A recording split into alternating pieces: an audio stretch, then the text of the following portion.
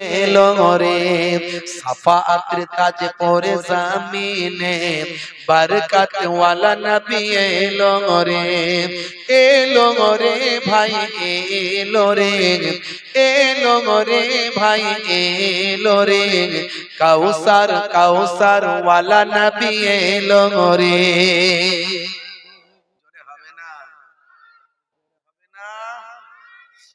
ওই কোরাইশ বংশের ভিতরে মা আমিনার রেহেমে এলে তুমি নূর জেলে আব্দুল্লাহর ওই বাগানে। জোরে হবে না? ওই বাগানের ফুলকলি, ওই বাগানের ফুলকলি ফুটলো সারা ভুবনে 12ই রবিউল আউয়ালে রহমত ওয়ালা নবী এলো রে সাফাতের তাজ পরে জামিনে বরকত ওয়ালা নবী এলো রে ভাই এলো রে ভাই এলো রে কাউসার ওয়ালা নবী এলো রে। জোরে হবে না? আরেকটু জোরে হবে না? ওই রাত বলে ও গো প্রভু দাও না আমার বুকেতে, দিন বলে ও গো প্রভু দাও না আমার মাঝেতে। ওই রাত বলে ও গো প্রভু দাও না আমার মাঝেতে, দিন বলে ও গো প্রভু দাও না আমার বুকেতে। দিন ও রাতের মাঝেতে, দিন ও রাতের মাঝেতে এলেন নবী সুবহে সাদেকে 12ই রবিউল আউয়ালে রহমত ওয়ালা নবী এলো রে সাফাতের তাজ পরে জামিনে বরকত ওয়ালা নবী এলো রে ভাই এলো রে ভাই এলো রে কাউসার ওয়ালা নবী এলো রে। জোরে হবে না? আরে জোরে হবে না? আরে একটু জোরে হবে না? ওই আকাশ বাতাস চন্দ্র তারা খুশিতে তারা মেতেছে, আসমানের হুর ফারিস তারা দেখার তরে উকি মেরেছে। জোরে হবে না? নবী এসেছে সবাই খুশি, কথা ঠিক না ভুল? আল্লাহ খুশি, ফারিস্তারা খুশি, আকাশ বাতাস রাত দিন জমিন আসমান পশু পাখি মানুষ সবাই খুশি। খুশি নয় একজন, সেটা কে? জোরে বলে। খুশি নয় কে? ইবলিস শয়তান। আর বর্তমানে দেখবেন এই ইন্টারনেটের যুগে আমরা বক্তব্য শুনে বুঝতে পারছি কিছু মৌলবীও খুশি নয়। বোঝা যাচ্ছে ইবলিস খুশি নয় আর তার চালা চম্পটরা খুশি নয়। কথা ঠিক না ভুল? জোরে বলেন। আচ্ছা, আপনার ঘরে যখন সন্তান হয় আপনি খুশি হন না হন না? আপনার ছেলে হয়েছে, সারা এলাকায় মিষ্টি খাওয়াচ্ছেন, আর দোজাহানের বাদশা রাহমাতুল্লিল আলামিন এসেছে, আপনি খুশি হবেন না? তো কি করবেন? দুঃখ পাবেন? বলে ওসব কথা চলবে না, ওসব দলিল চলবে না। দলিল দাও, কোরআনের দলিল, হাদিসের দলিল। সব জায়গায় দলিল খোঁজে। ইমানদারের দলিল লাগে একটা, আর বেঈমানের 100টা দিলেও কাজ হয় না। দলিল যদি নীতি হয় তো নাও, তাহলে দিতে যখন হবে দি, তাহলে একটা দুটো, বেশি দিয়ে তো লাভ নাই। আচ্ছা, নবী এসেছে, খুশি হওয়া যাবে কিনা এটা আমি প্রমাণ দেব। কোথা থেকে দেব? না যাই যদি হাদিস থেকে দিই, হাদিস থেকে তো অনেক প্রমাণ আছে। আপনার মনে হবে আপনি সকালবেলা বন্ধু ওসব মাউজু হাদিস বললো, ওসব জাল হাদিস, ওসব সহি নয়, হাই সানাদ ঠিক নাই, হাই অমুক, হাই তমুক। আমি কোরআন থেকে দলিল দিচ্ছি, ওখানে তো জাল মাউজু বলার হিসাব নাই। এই হাফেজ মাওলানা আছে, জিজ্ঞাসা করবেন, খুঁজে দেখে নাও আছে না নাই। হে তরুণ যুবকেরা, হে আমার বন্ধুরা শুনে রেখে দিন বাবা, জেনে রেখে দেন। সূরার নাম সূরা ইউনূস, আয়াত নাম্বার হলো 58। এই 58 নাম্বার আয়াতে যাবেন, আল্লাহর কোরআন মাজিদ খুলবেন, 6666টা আয়াত, 114টা সূরা। বন্ধুরা আমার, তরুণ যুবকেরা আমার, হে তো জওয়ান যুবকেরা আমার, সূরা ইউনূসের 58 নাম্বার আয়াতে যাবেন। আল্লাহ বলছেন, হে আমার পয়গম্বর, হে আমার নবী, কুল বিফাদলিল্লাহি ওয়া বিরহমাতিহি ফাবিযালিকা ফালইফরাহু।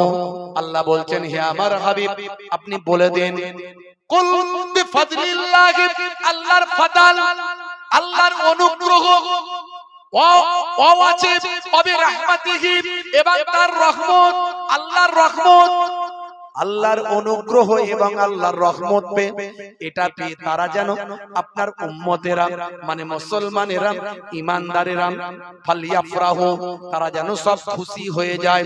আল্লাহ বলছেন, হে দুনিয়ার মানুষকে বলে দিন, হে আমার নবী, আল্লাহর অনুগ্রহ এবং রহমত পেয়ে যেন, এটা পেয়ে তারা যেন খুশি হয়ে যায়। এই আয়াত দ্বারাই বোঝা গেল আল্লাহর রহমত পেয়ে বিশ্ববাসীকে খুশি হতে হবে। আয়াত থেকে এটা পরিষ্কার হয়ে গেল যে আল্লাহর রহমত পেয়ে সকলকে খুশি হতে হবে। কি পেয়ে খুশি হতে হবে? রহমত। কি পেয়ে? রহমত পেয়ে। হে তরুণ যুবকেরা, এবার চলে আসুন, একটু দেখে নিন আমার নবীর রহমত কি রহমত নয়। সূরার নাম সূরা আম্বিয়া, আয়াত নাম্বার হলো 107। সূরা আম্বিয়া আপনি চলে যাবেন, সূরা আম্বিয়া খুলে দেখুন, আল্লাহ রাব্বুল আলামিন বলছেন, হে আমার হাবিব শুনে রেখে দিন, ওয়ামা আরসালনাকা ইল্লা রাহমাতাল লিল আলামিন। হে আমার হাবিব, আপনাকে আমি সারা কুল কায়নাতের জন্য রহমত করি পাঠিয়েছি। জোরে হবে না? জোরে হবে না। এই দুটো আয়াতকে পাশে রাখলে কি পেলেন? ওখানে আল্লাহ বলছে রহমত পেয়ে খুশি হতে হবে, আর এখানে আল্লাহ বলছেন আপনাকেই তো আমি রহমত করেছি। মানে নবী এসেছেন, নবী রহমত হয়ে এসেছেন, আর আল্লাহ বিশ্ববাসীকে খুশি হওয়ার আদেশ দিয়েছে। তাহলে বোঝা গেল নবী এলে খুশি করতে হবে। বোঝা গেল, প্রমাণ হলো না? হলো না? কোরআন থেকে প্রমাণ হলো। কত কথা বলবো, বললে তো অনেক কথা বলা যায় না। নবীর আলোচনা, নবীর জন্ম বৃত্তান্ত করছো, জন্মদিন পালন করা চলবে নাকি? জন্মদিন তো ইহুদি নাসারারা করে। আচ্ছা ভাই, আমরা যে নবীর জন্মদিন করি আর ইহুদি নাসারারা করে এক? ইহুদি নাসারারা কেক কাটে, কেক ছুরি ছাড়া নাই, আগরবাতি, মোমবাতি, ধূপবাতি, বেলুন ফেলুন খাটি খুঁটি নিয়ে বলে happy birthday to you, happy birthday to you. আচ্ছা, আমাদের নবীর জন্মদিনকে আমরা এভাবে করি, কেক টেক লাগিয়ে টাগিয়ে দিয়ে আগরবাতি ধূপবাতি নিয়ে ছুরি ফুরি নিয়ে আমরা বলি হ্যাপি বার্থডে ও নবী, হ্যাপি বার্থডে ও নবী, করি নাকি? আমরা কেমন জন্মদিন করি জানেন? এই দেখুন, আমার নবী, হাদিস পাক খুলবেন পেয়ে যাবেন, আমার নবী প্রত্যেক সোমবারের দিন রোজা রাখতেন। প্রত্যেক সোমবারের দিন রোজা রাখতেন। সাহাবীরা জিজ্ঞাসা করলেন, ইয়া রাসূলুল্লাহ, আপনি প্রত্যেক সোমবারে রোজা রাখেন কেন? আল্লাহর নবী বললেন, সোমবারের দিনেই তো আমার জন্ম। জোরে হবে না? তাহলে এই জন্মদিনটা আমরা করি, নবীর জন্মদিন উপলক্ষে নবী নিজেই রোজা রেখেছেন, জন্মদিন পালন করেছে। আমরা নবীর জন্মদিন উপলক্ষে আমরা রোজা রাখি, মিলাদ দিই, ওয়াজ করি, খাওয়াই, নিজেরা খাই, ঘর সুন্দর করি, সাজাই, এলাকা সাজাই, মজলিস করি, মাহফিল করি, দান করি, সদকা করি, তাবারুক তৈরি করি, নিজেরা, সবের মধ্যে সওয়াব আছে। জোরে বলুন সুবহানাল্লাহ। দলিল দিলে তো অনেক দলিল চলে আসবে, সময় বেশি তো নষ্ট করতে চাইছি না। বাপ আমার, বন্ধুরা আমার, তরুণ যুবকেরা আমার, হে জওয়ান যুবকেরা, আমার নবী এসেছেন, কুল কায়নাত খুশি, মক্কাবাসী খুশি, চাঁদ আকাশ সূর্য খুশি। তাই আমি এখানে গিয়ে থাকি, কবি কবির ভাষায় লিখেছেন, ওই আকাশ বাতাস চন্দ্র তারা খুশিতে তারা মেতেছে, আসমানের হুর ফারিস তারা দেখার তরে উকি মেরেছে। দাদু মুত্তালিব খুশি হয়ে, দাদু মুত্তালিব খুশি হয়ে মক্কাবাসীর দাওয়াত করেছেন। 12ই রবিউল আউয়ালে রহমত ওয়ালা নবী এলো রে, সাফাআতের তাজ পরে জামিনে বরকত ওয়ালা নবী এলো রে। এলো রে ভাই এলো রে, এলো রে ভাই এলো রে, কাউসার কাউসার ওয়ালা নবী এলো রে। জোরে হবে না, জোরে হবে না। নবী এসে কি করলেন? দুটো জিনিসের ওয়াজ শুরু করলেন। দুটো জিনিস, সমস্ত নবীরা দুটো জিনিসের ওয়াজ করেছেন, সমস্ত রাসূলেরা দুটো জিনিসের ওয়াজ করেছেন, আমাদের নবীও দুটো জিনিসের ওয়াজ করেছেন। বড় পীর আব্দুল কাদের জিলানী আল বাগদাদি তিনিও দুটো জিনিসের ওয়াজ করেছেন। খাজা গরিব নওয়াজ দুটো জিনিসের ওয়াজ করেছেন। নিজামউদ্দিন আউলিয়া দুটো জিনিসের ওয়াজ করেছেন। খাজা বাকিবুল্লাহ হুজুর দুটো জিনিসের ওয়াজ করেছেন। হযরতে মুজাদ্দিদুজ জামান কুতুবুল আলম আমিরুশ শরিয়াত, আপনারা আমার পীর মুর্শিদ জামানার মুজাদ্দিদ, যখন বাংলার জমিনে ইসলামের দাওয়াত দেওয়ার মতো কেউ ছিল না, কোন হিন্দি ভাষী ইউপি থেকে বিহার থেকে কোন হিন্দি ভাষী ভাই আমার আলেম ওলামা এসে বাংলার মানুষকে বোঝাতে যখন পারেনি, ভাই আমার সেই সময় আপনার আমার পীর মুর্শিদ জামানার মুজাদ্দিদ এত বড় আলেম, এত বড় আল্লাহর ওলি, বাংলা ভাষায় বাংলার মানুষকে বুঝিয়েছিলেন। বাংলা আসাম বাংলাদেশ অখণ্ড ভারতবর্ষের কোনায় কোনায় মানুষকে ইসলামের দাওয়াত দিয়েছিলেন, হেদায়েতের আলো দেখিয়েছিলেন। হাজার হাজার মাদ্রাসা মসজিদ মক্তব প্রতিষ্ঠা করে ইসালে সফকায় কায়েম করে সোশ্যাল ওয়ার্ক সামাজিক কাজ করে মানুষের কাছে শিরক বেদাত মুক্ত সমাজ তৈরি করে আপনাকে আমাকে দ্বীন শিখিয়েছিলেন। আমাদের পীর মুর্শিদ জামানার মুজাদ্দিদ দুটো জিনিসের আলোচনা করেছিলেন, দুটো জিনিসের ওয়াজ করেছিলেন। আজও যারা প্রকৃত হাক্কানি আলেম দুটো জিনিসের ওয়াজ করেন। কি বাবা দুটো জিনিস কি? একটা হলো ওয়াবুদুল্লাহ, আল্লাহর ইবাদত করো, আর দুই নাম্বার হলো ওয়ালা ইউশরিক বিল্লাহ, আল্লাহর সঙ্গে কাউকে শিরক করো না। একদিকে হলো ঈমান, আর একদিকে হলো ইবাদত। আল্লাহর সঙ্গে শিরক করো না মানে ঈমানকে ঠিক করো, ঈমানকে মজবুত করো। রোল নাম্বার ফাঁকা, খাতা ভর্তি লেখা, মাস্টার খাতা দেখবে না, উপরের লেভেলটা ভালো, ভিতরের ইঞ্জিনটা কালো, আমি বলি ওটা গোল্লাই চলে গেল। উপরে লেখা আছে নোকিয়া, ভিতরের মাল চাইনা, আমি বলি হোয়াটসঅ্যাপ করা যায় না, বন্ধুর সঙ্গে বন্ধুর যোগাযোগ হয় না। হে তরুণ যুবকেরা,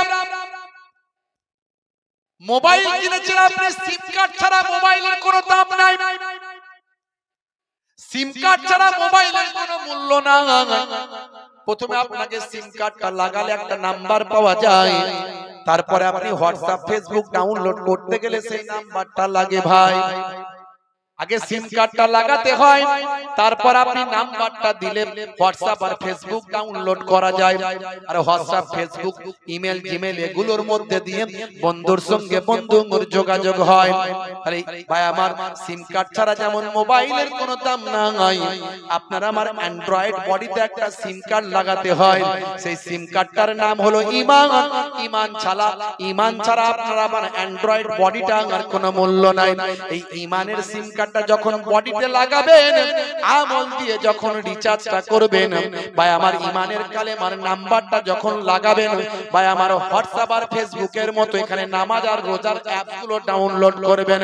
ওখানে যেমন হোয়াটসঅ্যাপ আর ফেসবুক দিয়ে বন্ধুর সঙ্গে বন্ধুর যোগাযোগটা হয়, এখানে তেমন নামাজ রোজা হজ যাকাতের অ্যাপের মধ্যে দিয়ে আল্লাহর সঙ্গে বান্দার যোগাযোগ হয়।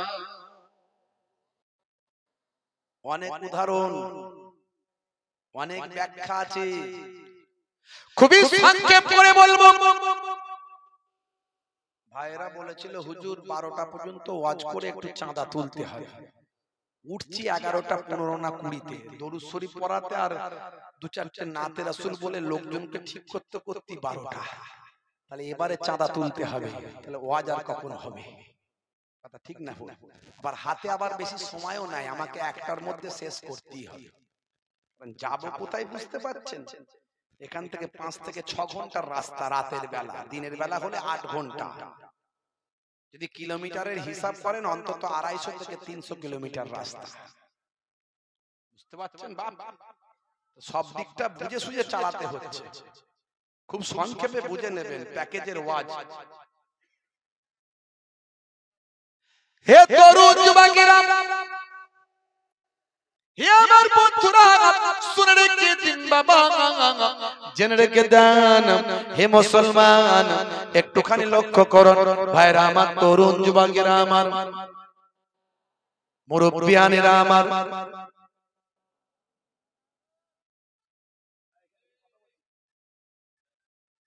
হে তরুণ যুবকেরা, শুনে রেখে দিন, জেনে রেখে দিন মুসলমান, একটু লক্ষ্য করুন।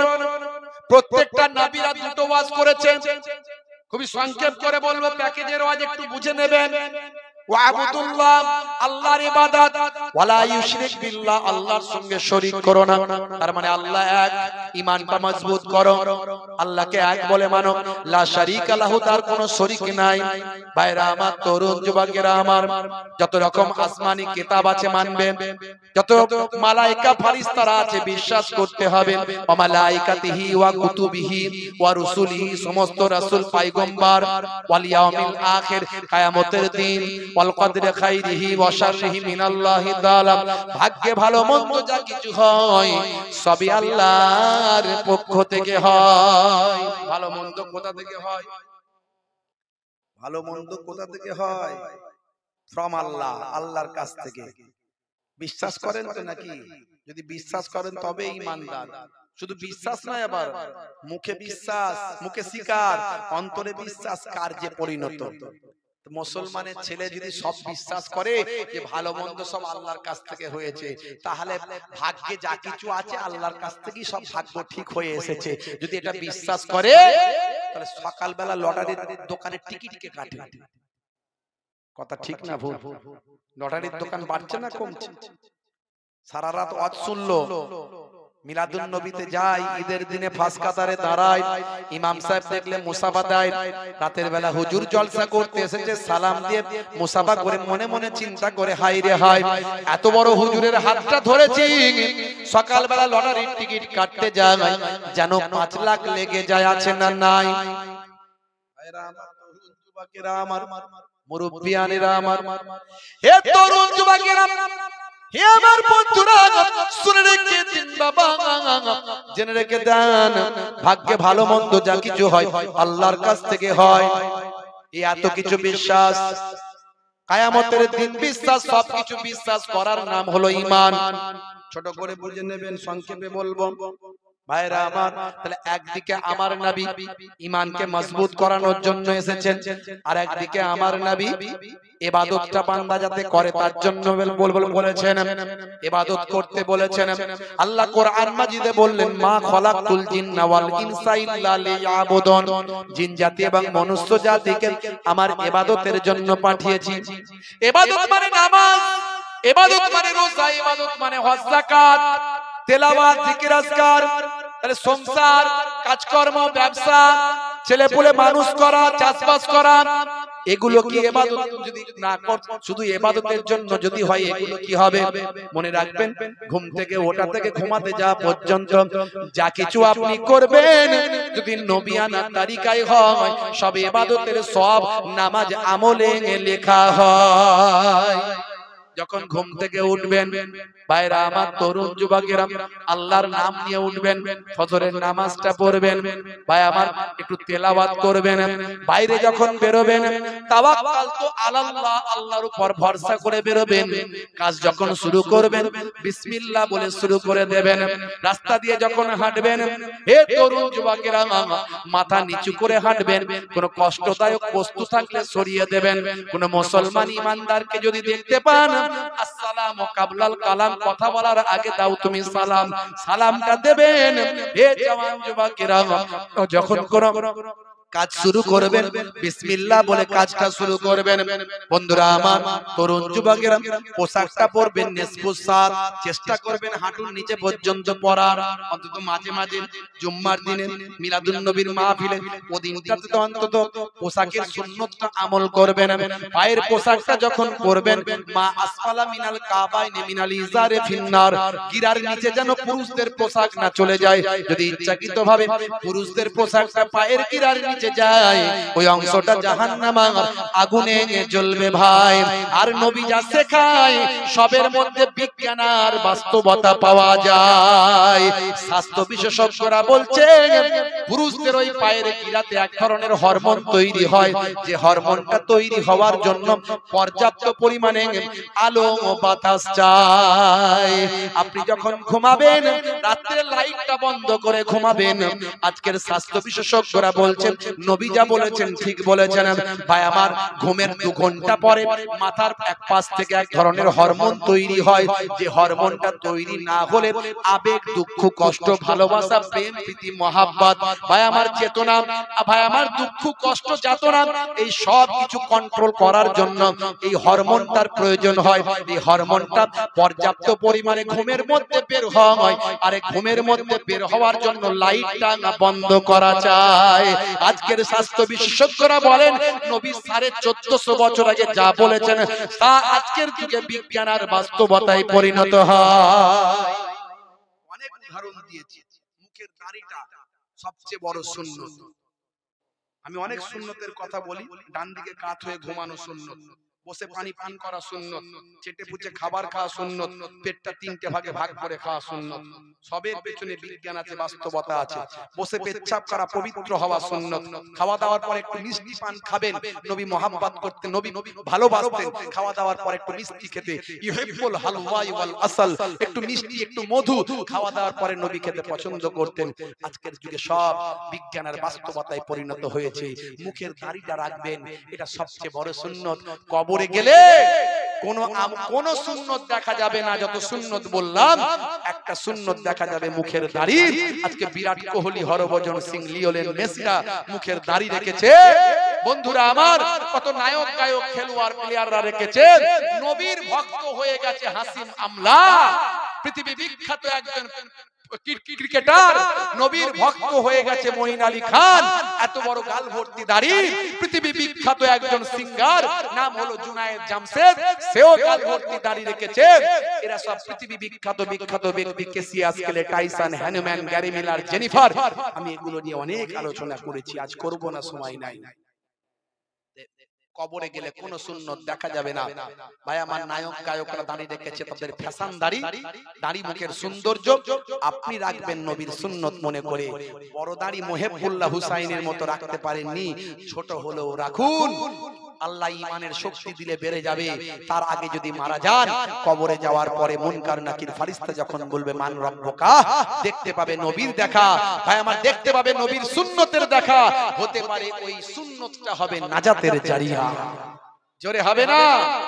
যাদের ভিতরে সুন্নত